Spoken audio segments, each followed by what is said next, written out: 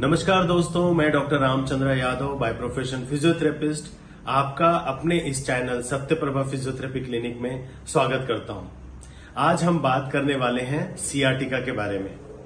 Sciatica क्या होता है, उसके लक्षण क्या होते हैं, उसके कॉजेस क्या हैं, सिम्टम्स क्या हैं, उसमें क्या प्रिकॉशंस लेना है, सजेशन क्या है, इसके बारे में हम थोड़ा जानेंगे आज। एक सियाटिक नर्व होती है जो हमारे कमर के निचले भाग से यानी लंबर से वो निकलती है और वो नीचे तक पैरों तक जाती है।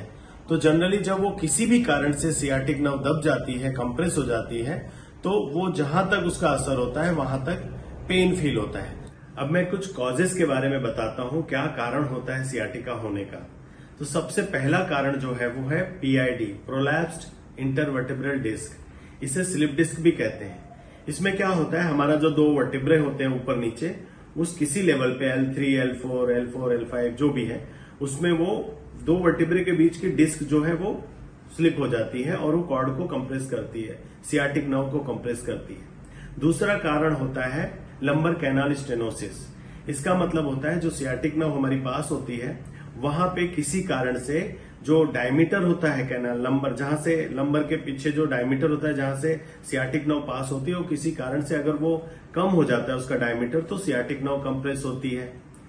तीसरा कारण है डिस्क बल्ज यानी हर्निएशन। इसमें क्या होता है, इसमें जो डिस्क होती है वो पीछे की तरफ खिसक जाती है और वो सियाटिक नर्व को कंप्रेस करती है।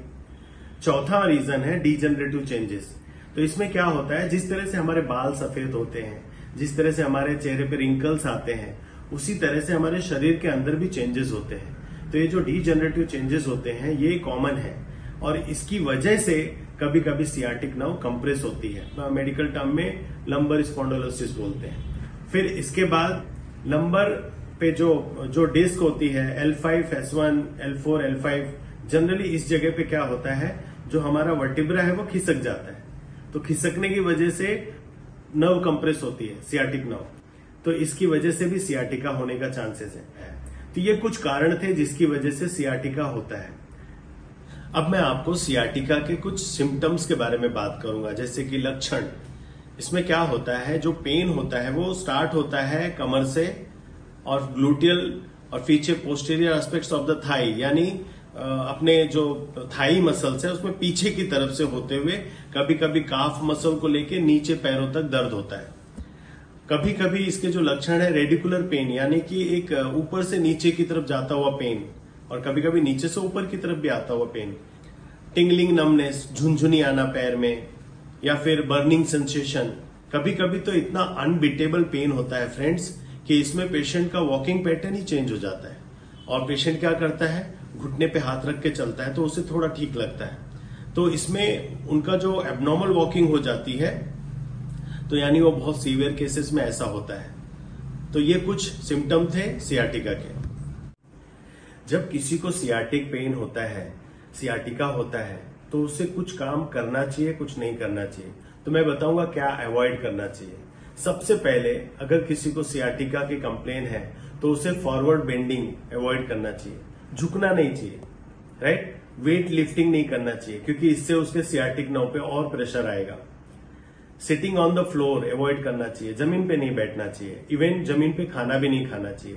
उन्हें डाइनिंग टेबल, चेयर ऐसे कुछ यूज करना चाहिए खाते वक्त। और कोशिश करनी चाहिए कि इंडियन टॉयलेट ना यूज करें, उसके बदले में वेस्टर्न टॉयलेट यूज करें। क्योंकि जितना हम आसानी से चेयर से उठ सकते हैं उतना जमीन से नहीं उठ सकते। जितनी बार भी आप जमीन से उठेंगे उतना ज्यादा कंप्रेशन आता है सियाटिक नर्व पे और आपका पेन बढ़ता है।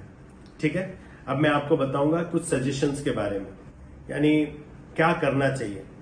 सबसे पहले अगर आपको ज्यादा पेन है सियाटिका में तो 1 से 2 दिन का बेड रेस्ट लेना चाहिए।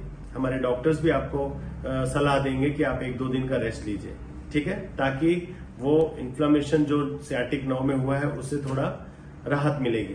दूसरा मैं आपको बताऊंगा, बहुत सारे लोग पॉकेट, जो अपना पर्स होता है पीछे, बड़े बड़े मोटे मोटे पर्स है ना, वो पॉकेट पीछे, वो उन्हें नहीं रखना चाहिए बिकॉज उसकी वजह से भी सियाटिक नर्व कंप्रेस होती है। ज्यादा पेन है तो सोने से पहले हॉट वाटर फर्मेंटेशन या हॉट पैक्स उस पेनफुल एरिया पे ले सकते हैं। मैट्रेस जो यूज करते हैं वो फर्म होना चाहिए, ठीक है। अभी इसमें क्या होता है, जैसे हमें पेन होता है, चलने के समय पेन होता है, या हम खड़े हैं तो पेन होता है, तो इसके लिए जो डॉक्टर सजेस्ट करते हैं एलएस बेल्ट, वो हमें यूज करना चाहिए चलने के टाइम और खड़े रहने के टाइम। कभी कभी क्या होता है कि बैठने से भी पेन होता है, तो जब भी हम बैठेंगे तो हमें हमेशा ऐसे बैक रेस्ट लेके बैठना चाहिए, क्योंकि जब आप बैक रेस्ट लेते हो तो आपका पूरा बॉडी वेट जो है वो पीछे बैक रेस्ट पे चला जाता है और हमारा स्पाइन पे कम लोड आता है। सोने में हमेशा पेन होता है क्योंकि पैर की नस तनी होती है, मसल्स भी तनी होती है, उसकी वजह से पेन होता है। सोते वक्त अपने दोनों पैरों के बीच में नीचे पिलो रखना चाहिए, उस सियाटिक नर्व पे प्रेशर नहीं आता है और अच्छी नींद आती है। ये कुछ हमारी तरफ से सुझाव थे। फ्रेंड्स, चलिए आपको एक गुड न्यूज देता हूं। 80 to 90% सियाटिका केसेस में पेशेंट एक्सरसाइज और मेडिकेशन से ही ठीक हो जाते हैं। अगर अच्छी तरह से वो फिजियोथेरेपी करें तो उनका सियाटिका पेन हमेशा के लिए चला जाता है।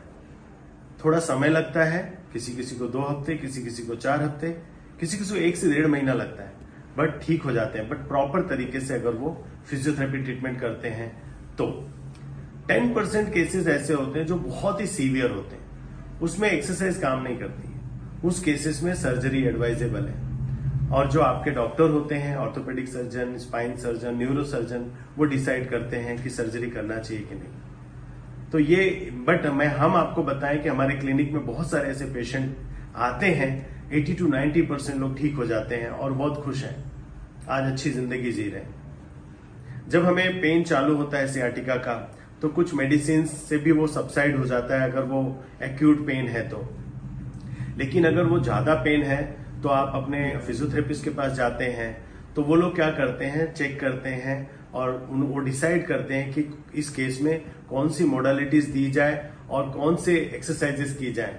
वो एक एक्सरसाइज प्रोग्राम डिसाइड करते हैं और उन एक्सरसाइज प्रोग्राम को करते हुए आप धीरे धीरे सियाटिका पेन से निजात पाते हैं, आपको आराम मिलता है और आपका जो पोस्चर है, वो जो बेंडिंग वाला पोस्चर होता है ना पेन की वजह से, वो पोस्चर भी आपका सही हो जाता है।